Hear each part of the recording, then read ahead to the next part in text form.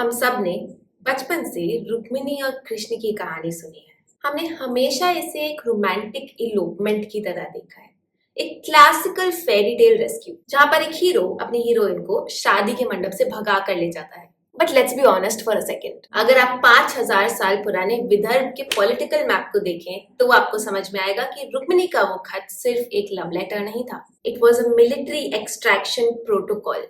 Hi, I'm Vrinda, and on this channel we don't just recite myths, we decode them. We look at Indian mythology as a lived human experience. और आज हम बात करेंगे उस औरत की जिसने भारतवर्ष के 5 सबसे बड़े किंग्स को 7 वर्सेस में चेकमेट कर दिया। This is not a story of damsel in distress. This is the story of one of the greatest strategists in the Mahabharata era. आज हम डिकंस्ट्रक्ट करेंगे the psychology of Rukmini's gambit. सबसे पहले context समझिए। रुक्मिणी के भाई रुक्मी कोई जेनेरिक विलन नहीं थे। He was a calculated political climber. वो अपनी बहन की शादी शिशुपाल से कराकर जरसंधार के साथ एक अनब्रेकेबल पॉलिटिकल एक्सेस बनाना चाहते थे। इमेजिन करिए, मगध की ब्रूट पावर और छेदी की अनब्रेकेबल स्ट्रेंथ। अब यहाँ रुक्मिणी की स्ट्रैटेजी समझते हैं। द गुड डॉटर पाथ, अपने भाई की बात मानकर एक टॉक्सिक पॉलिटिकल स्ट्रक्चर का हिस्सा बन जाना। दूसरा, द रिबेल पाथ, सिर्फ मना कर देना या भाग जाना, जिससे शायद सिविल वॉर भी हो सकता था। But Rukmini chose a third path, that is strategic manipulation. उन्होंने एक एक्सटर्नल फोर्स को इनवाइट किया, भगवान Krishna, to dismantle this entire war machinery. She understood that in a world of men, her only weapon was information control. अब आते हैं उस letter पर। श्रीमद् भगवतम के 10 कंठों में ये लेटर आर्काइव्ड है। रुक्मिणी ने वो लेटर सिर्फ कृष्ण से मदद मांगने के लिए नहीं लिखा था, बल्कि उसमें कृष्ण के लिए इंस्ट्रक्शंस थे। पहला वर्स, रुक्मिणी लिखती है कि उन्होंने भगवान कृष्ण के गुणों के बारे में सुना है। लोग सोचते हैं कि ये सिर्फ प्यार है, नहीं, साइकोलॉजी में इसे सोशल वैलिडेशन कहते हैं। वो एस्टैब्लिश कर रहे हैं कि कृष्ण, जिन्हें बाकी राजा ग्वाला कह के चिढ़ाते थे, रुक्मिणी उन्हें अपने बराबर का मानती है। She was recruiting an ally by validating his status. Verse 3, वो शेर और गीदड़ का मेटाफर यूज करती हैं। कृष्ण को बताती हैं कि अगर आप नहीं आए तो एक मामूली सा गीदड़ शेर का शिकार करके ले जाएगा।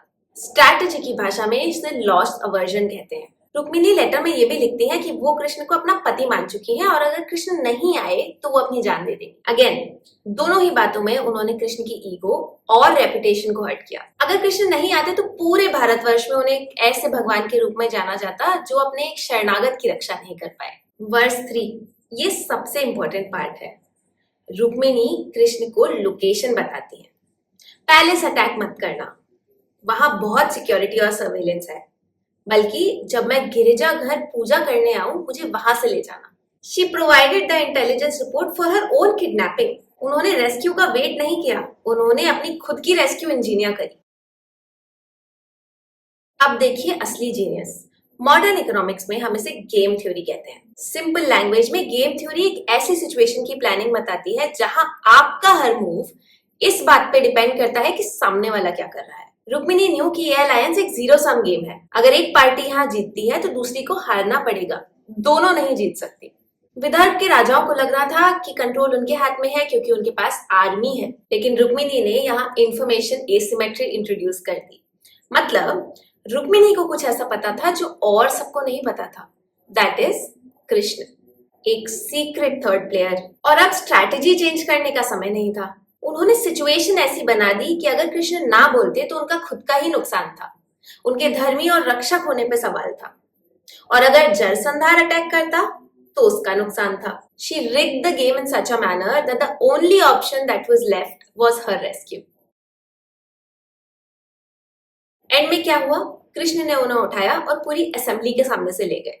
लोग कहते हैं कृष्ण ने रुक्मिणी को जीता। मैं कहती हूँ रुक्मिणी ने कृष्ण को यूज किया एज अ टूल, अपनी इंडिपेंडेंस और डिग्निटी वापस लेने के लिए। उन्होंने जरसंधार जैसी सुपर पावर को बैंकरप्ट कर दिया, एक भी तीर चलाए बिना। रुक्मिणी हमेशा हमें कृष्ण के पैर दबाती हुई दिखाई जाती हैं as a symbol of devotion, पर याद रखिए वो उनके पैर दबा रही हैं जिसे उन्होंने खुद सेलेक्ट किया था, इन अ वर्ल्ड जहां पे औरतों को सेलेक्ट किया जाता था। That is the difference between being a victim and a strategist. She didn't want a savior. She wanted a partner who could match her intellect and charisma. तो इस पूरी कहानी को सुनने के बाद आपको क्या लगता है? क्या रुक्मिणी का ये मूव सिर्फ प्यार था या फिर भारतवर्ष का सबसे बड़ा coup?